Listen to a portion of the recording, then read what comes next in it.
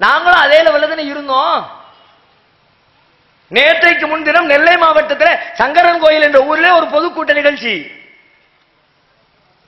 அங்கேயும் தாறுமாறா இறங்கி வேலை நடக்குது. தௌஹீத் ஜமாத்துக்காரனை விட்டுறக்கூடாது.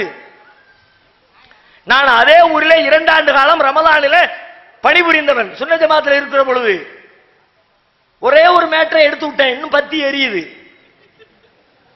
அங்க இருக்கும் பொழுது பெரிய எதிர்த்து ஒருத்தர் இருந்தார், சாவலவே எதிர்த்துன்னு. நோன்பு காலத்தில் உங்களுக்கு தெரியும், சஹருடைய நேரம் எப்ப முடியும்? சுபு பாங்க சொல்லும் பொழுது. இது ஹதீஸ்ல உள்ளது.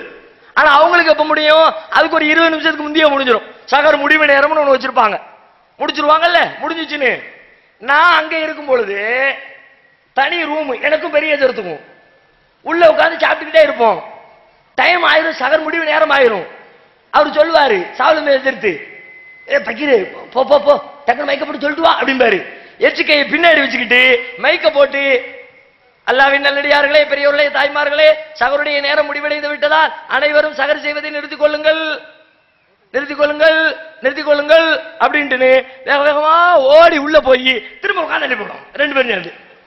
ஊரெல்லாம் முடிக்கணுமா, நாங்க மட்டும் முடிக்க மாட்டோமா? இன்றைக்கு இதுதான் லட்சணம். எனக்கு கற்று தந்தது எங்க குரு. அந்த குருமார்களா தானே இப்ப இருக்கிறிய. அப்ப இப்படி மக்களுடைய அறியாமையை பயன்படுத்துகிற இந்த போலி மத குருமார்கள் தான், மார்க்கத்தின் பெயரால் ஏமாற்றுகிற இந்த ஏமாற்று பேர்வழிகள் தான் ஏகத்துவத்திற்கு தடைக்கல், இணை கற்பித்தல் ஒழிவதற்கான தடைக்கல். எனவே நம்முடைய அடுத்த இலக்காக இவர்களுடைய முகத்திரையை கிழித்து இந்த தடைக்கர்களை உடைத்து எறிவோம். அல்லாஹ் ரப்பல் ஆலமீன் அப்படிப்பட்ட நல்லதோர் வாய்ப்பினை நம் அனைவருக்கும் தந்தருள் புரிவானாக.